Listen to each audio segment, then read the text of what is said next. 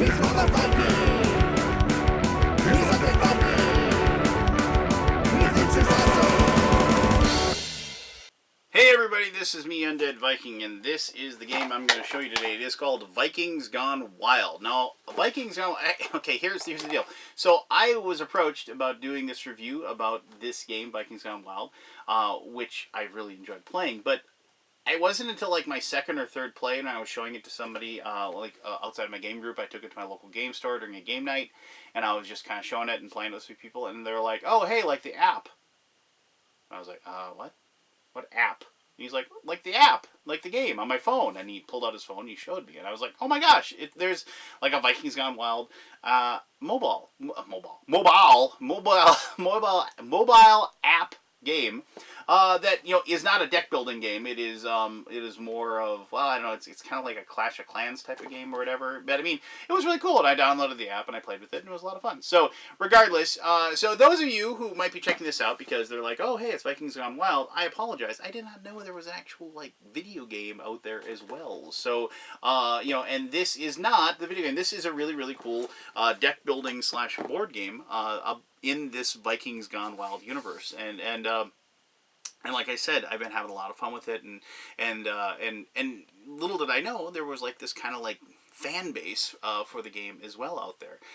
No clue, but anyway, regardless. So as I said, it is a deck building game. You are going to be recruiting Viking warriors. You're going to be recruiting beer and breweries and gold mines and what have you, in the attempt to build up your tribe, your village, that you will then use these warriors and attacks to not only take on some undead zombies that are like lingering about that you have to take out, but also to attack the other players, you know, so you can earn some victory points as well. So let me show you how the game is played, and then we'll come back here and I'll talk a little bit more about this one and why I like it. Alright, cool. Alright, this is Vikings Gone Wild, and I'm just going to say right now, this is a deck builder, as I said, but I love deck builders that have a nice board to them, like a player board and a board here where everything has its spot. You know, lots of deck builders out there that you just have to like just use your table and set the cards up where they may, and I know that like a lot of the really popular ones will have, you know, play mats that people have created or official ones and what have you. But the fact that this one just comes right with this game board, that this, you know, not a mat, not a little big giant mouse pad or anything, a game board that everything has its spot and like actually aids with the setup. Like, you know, here's the spot for all like the beer container buildings or whatever. So these are all the buildings, you know, these are the attack and defense cards and so on and so forth. And I really like that. It's just, I don't know, I'm one of those people that likes to have everything in its place, if you will. So, kudos to the design team that went ahead and did this. Alright, so just quickly telling you what you see in front of you here. As I said, these are the buildings that you can purchase. These are the attack and defense cards that you can purchase.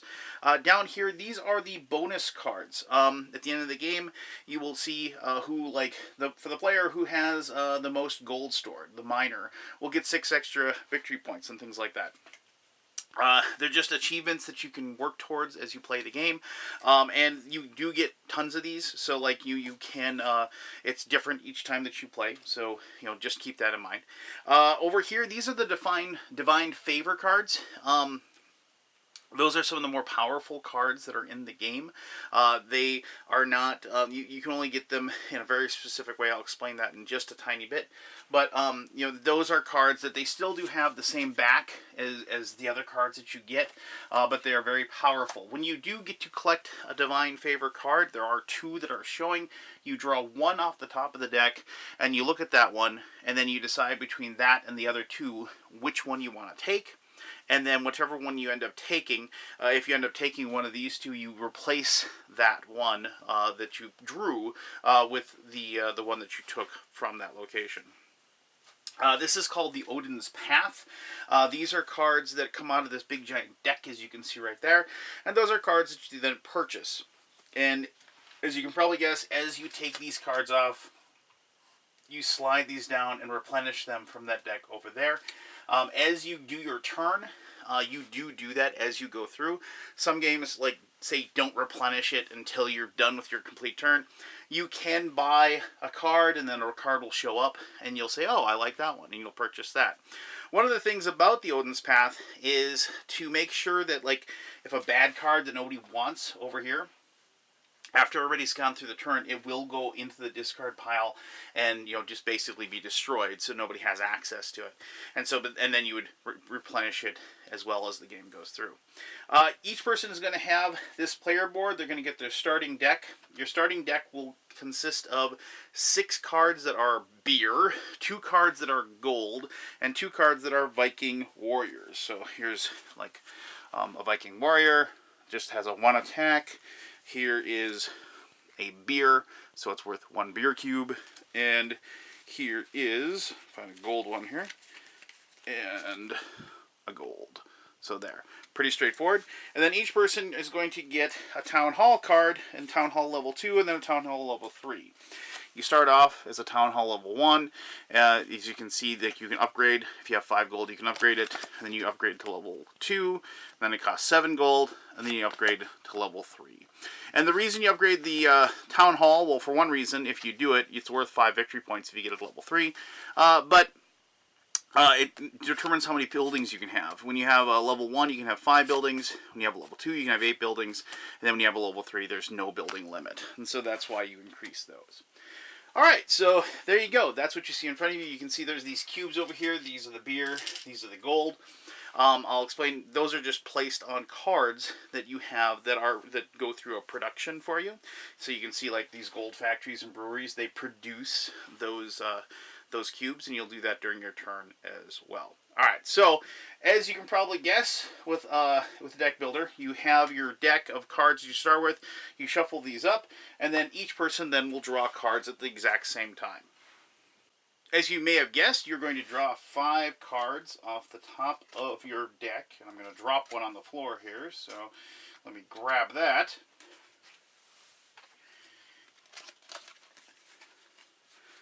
And this will comprise your starting hand.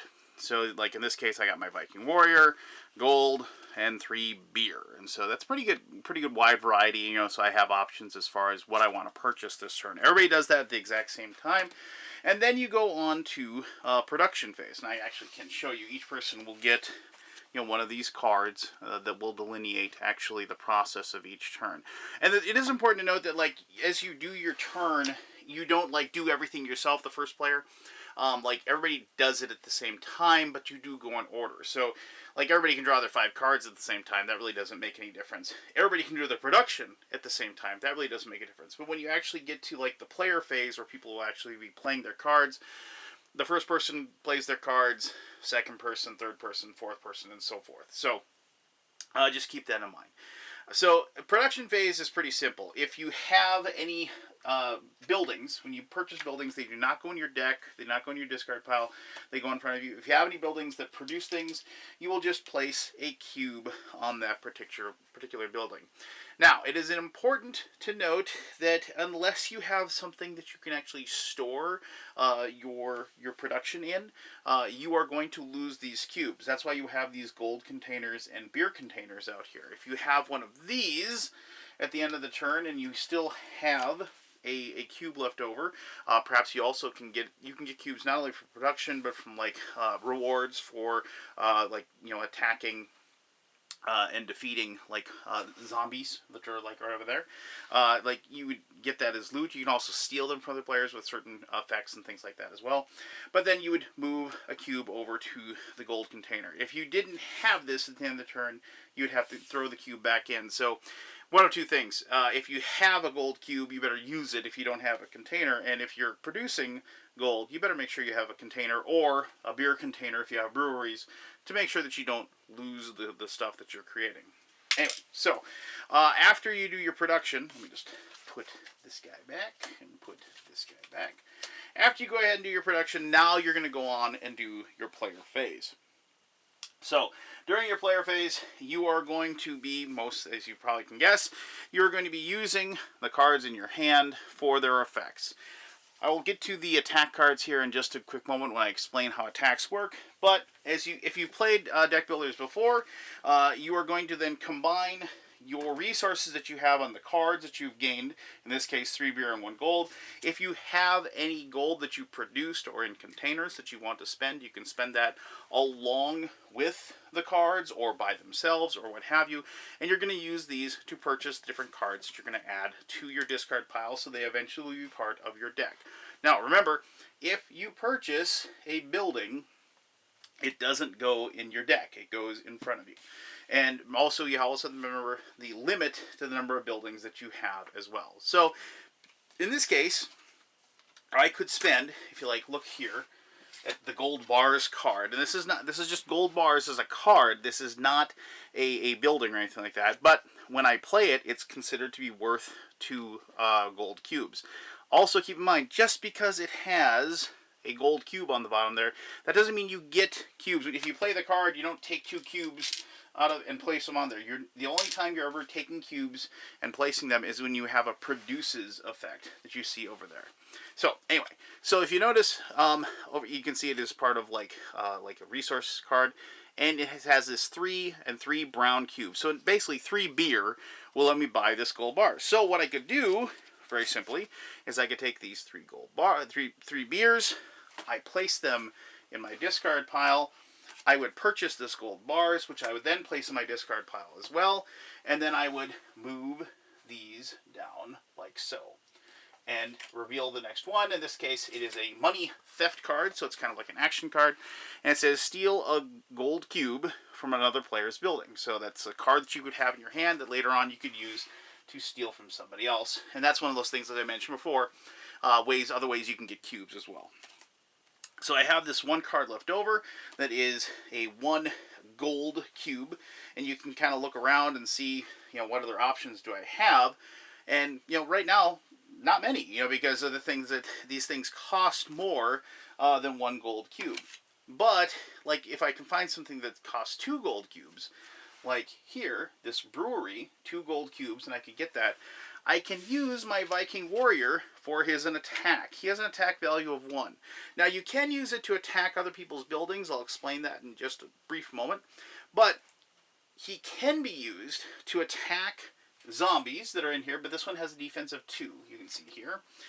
This zombie here has a defense of 2. So he couldn't defeat that one. You have to meet or exceed the defense of whatever you're going to attack. However, there is this permanent zombie that sits in the middle here that you can attack once per turn. You can't, if you had multiple Viking warriors, you couldn't attack him over and over again, but you can attack him once. And you notice that if you defeat him, he gives you a reward of either a gold cube or a beer cube. So I could, now, I'm going to attack the undead zombie, and I'm going to defeat him, and I'm going to get a gold cube for doing so. Yay, I got a gold cube. Now I can play my gold card in conjunction with this gold cube, giving me 2 gold cubes. Return the gold cube there, since I was going to lose it anyway. And I can buy this brewery, and I can place that, and then my next production phase I'm going to be able to put a beer cube on there during the production phase, and I'll have that for me. And I've used all 5 of my cards. My turn is done. I now turn over the whole production, or the player phase of playing their cards to the next player, and goes on. So that, in a nutshell, is how these turns work. Obviously, there's a lot more to it. There's a lot more different cards out there. I mean, like you have like the tavern that allows you to draw 1 more card, things like that. If I have any cards left over that I couldn't use, like if I couldn't figure out how to use that gold card, I didn't, have a Viking warrior that I could use to attack, you are going to end up having to give up all of your cards anyway. So keep that in mind. The one difference is there is this building called the Drakkar, which is a Viking boat, and it says you can keep 1 card for your next turn. So if you have 1 or more of those, you are then allowed to keep cards in your hand, and then when you draw, for the next turn when you draw.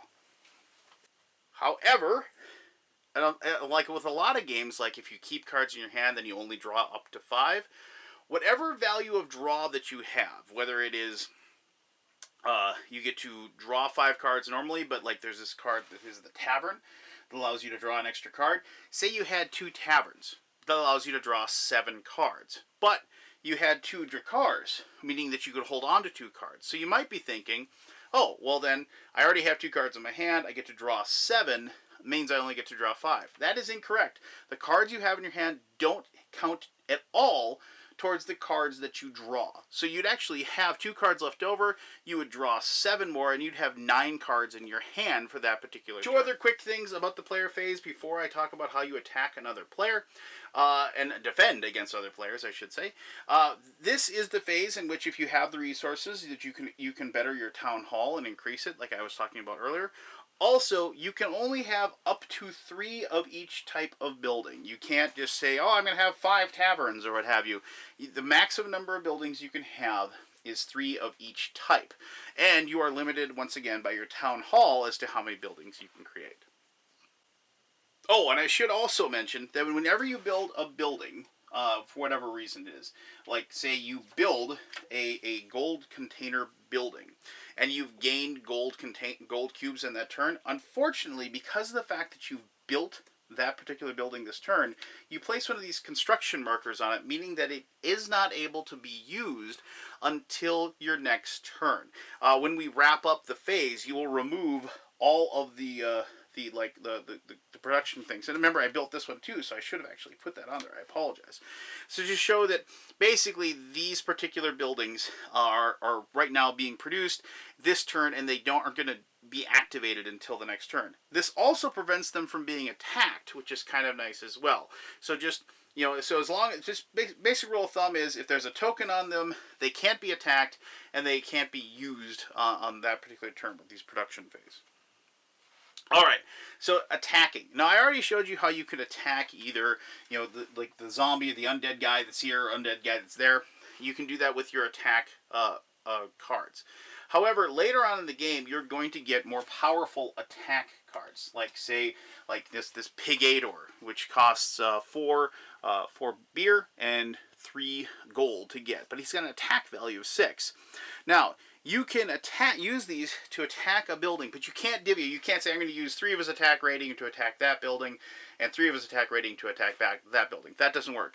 However, you can combine attack cards to attack one particular thing. So I could combine this, with an elf archer for an attack value of 8, maybe to attack somebody's town hall, because I want to make sure that I have a lot of attack power when I attack it.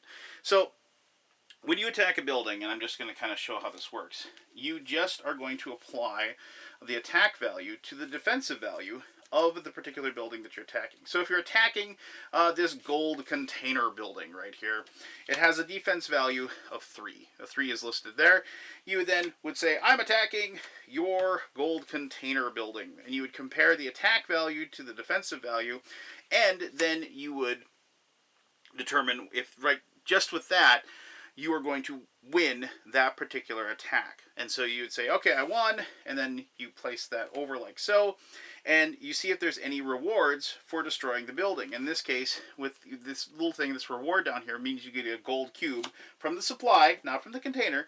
From the supply, you go ahead and take a gold cube and place it in front of you. However, you notice the brewery has an attack value, defense value 1. You don't get any bonus rewards for destroying it. Now you say, well, why do I do that? Well, during your turn, if you are very successful in destroying buildings, remember you can only attack one player. You can't say, I'm going to attack this guy, and I'm going to attack you, and I'm going to attack you. You can only attack one player.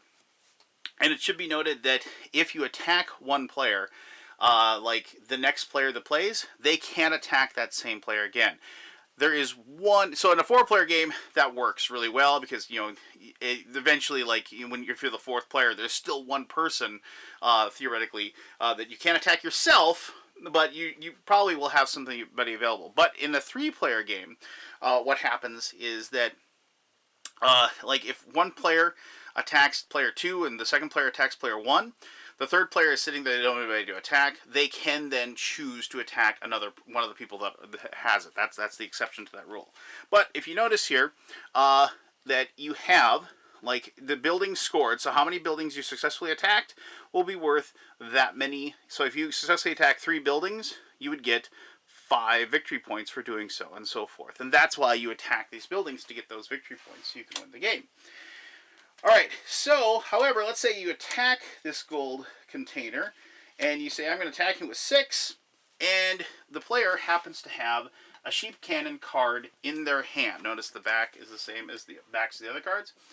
They could then play, say, I'm going to give that +4 defense, and now as a defense of 7, the 7 defeats the 6. And you might be saying, well, can I put another card to attack down? No, you can't. You can't, it isn't like each person playing cards until one person doesn't have any more. You have to kind of gamble and hopefully that they don't have a defensive card that's going to beat you. That's why you would attack with, like, adding an elf that has an attack value of 2, so you defeat it if somebody had that card. And if you successfully defend, you earn 1 victory point for each unit or hero that you successfully defend. And if like you manage to completely defend yourself against like every single attack, like you manage to make it through a turn with having total defense, you gain a bonus of 1 victory point as well for doing so. After you've been attacked, either you're going to have a marker on one of your cards that shows that it's been destroyed, and that means you can't be attacked. If you successfully defend against all the attacks, you put that marker on your town hall to show that you've been attacked but successfully defended yourself, so you can't be attacked again. Alright, one other quick thing here. I forgot to mention about the player's board. You'll notice that there's these mission cards on down here. So, mission cards just have like a certain process that you have to undergo to earn some extra victory points. So that says spend at least 3 beer during the same turn. Well, I did that. I forgot to actually do this. So I would earn 1 victory point for doing so. So I would go ahead and move my counter up the track here on there. And I would go ahead and put that face down to show that I've completed that mission. I have this mission that says successfully succeed in 1 attack against undead card from the Odin's Path. I wasn't able to do that this turn, but hopefully next turn I'll be able to do so. And then you replace that mission with another mission card from the mission deck. And then this one says exploration. You buy an Odin's Path card, earn a victory point. These are like kind of easy ways to get small amounts of victory points. As you progress through this deck, you will get to the point where there'll be higher ones like succeed in 3 attacks during the same round earns you 3 victory points, and so they actually increase. But the deck is set up to have the low level ones first, and as the game ramps up, you gain more and more. This is a nice way to kind of gain little victory points as the game when you don't really have something else to do. And I like these little mission cards a lot. I should mention that you can't get rid of them. The only way you can get rid of them is by actually completing the missions that you have. You can't discard them in any way. All right. So the one last thing I was going to mention, the Divine Favor cards. Divine Favor cards, you earn them in one. Well, there's 2 ways to earn them. When you get to 5 victory points, you get to draw 1. When you get to 12 victory points, you get to draw 1. When you get to 20 victory points, you get to draw 1. That's you just automatically get to take one. As I said before, you take 1 off the top, and you pick one of the 3, and then so forth. You also get them if you successfully attack either a level 2 or level 3 town hall of another player. You'll notice in this place, if you successfully attack a level 2, you would get 3 victory points and a Divine Favor card for doing so. And for a level 3, you would get 4 victory points and a Divine Favor. So that's how you get the Divine Favor cards. After everybody's done their player phases and done through everything, now you will move your cubes, any cubes that you have, into your containers. If you manage to have like 4 gold in your containers, or 4 beer in a beer container, you earn an extra victory point for doing so. So that's like one of those. It's an added bonus if you just didn't spend all of your production during that turn. And then finally you do like kind of your wrap up, the turn ending. In that case, everybody discards their cards unless they have Drakars that can have them hold on to the cards. Then you remove all of the construction and attack tokens off of any of your buildings. And then whatever is the rightmost Odin's Path card, as I said, gets discarded. And then you'll move down all of these cards and reveal the top card and put it on there. And then you go on to the next phase. The game ends when one person, depending on the number of players, reaches either 30 or 40 points. When that happens, you do one more turn to kind of just get everybody like you because that can happen like as the game occurs. Two players, I should mention, it's 40 points for two players, and for 3 or 4 players, it's 30 points. I apologize, I misspoke. What I meant to say was when you reach 30 or 40, that's the last turn. So, like as I said, it could happen like during somebody's turn, but everybody then finishes up that particular turn, and then the end game scoring will come forth.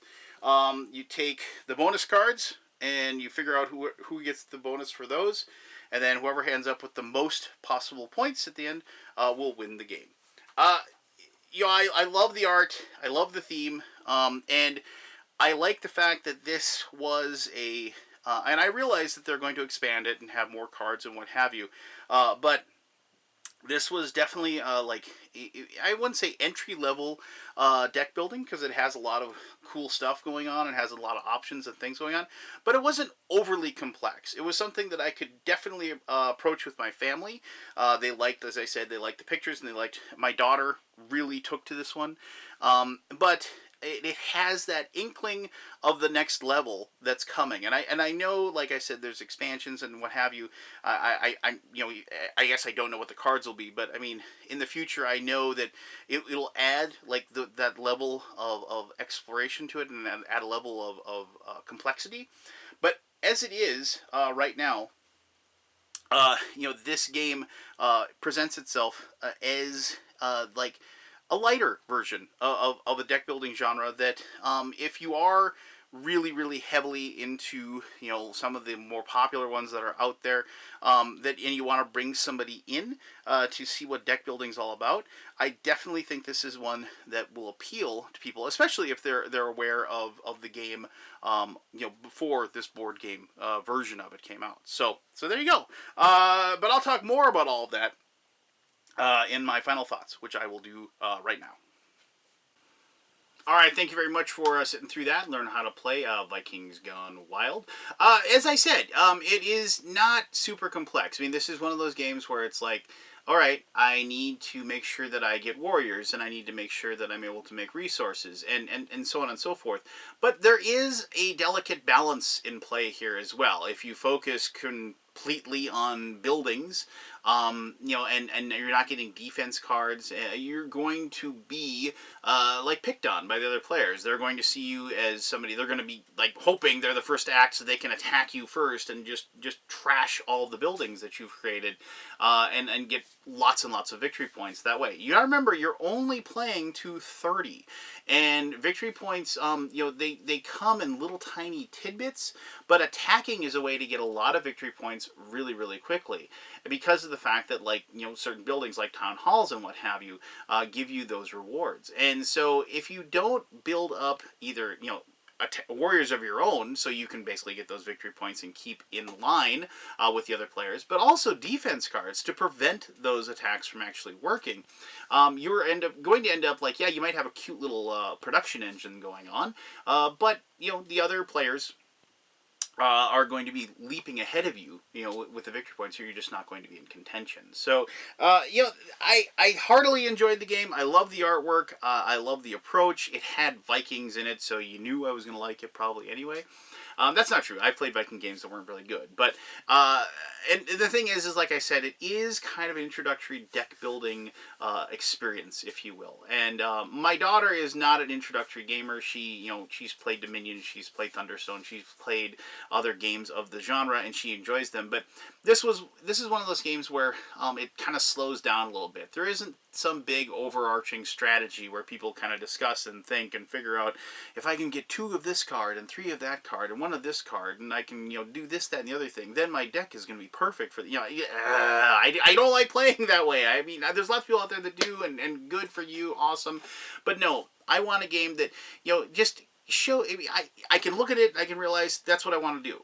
And I don't have to worry about making sure that I just put this intricate little chain of possessions and cards together to squeeze out this perfect level of victory points in the minimum amount of time possible and what have you. So if you're that type of gamer, this one might not appeal to you that much. But if you're looking for a very lighthearted, very fun, very animated type of experience with the other players at the table, I think you're going to have a lot of fun with this. I think if you're a fan of the app, I think you're going to like the transposition of those characters and that genre, that theme into this as well. I think you're going to really like that. And like I said, if you're looking for something, maybe an introductory kind of deck builder to kind of introduce somebody to this type of mechanism and this type of game, I think this is something you probably want to pick up. So there you go. That is Vikings Gone Wild. If you have any questions about it, please ask away. I'll be happy to answer those. As always, thank you very much for taking the time to watch this video. And until next time, I am the Undead Viking, and I am not wild, but I can be. I was in my youth, anyway. And I hope you are having one heck of an awesome day. All right, bye-bye.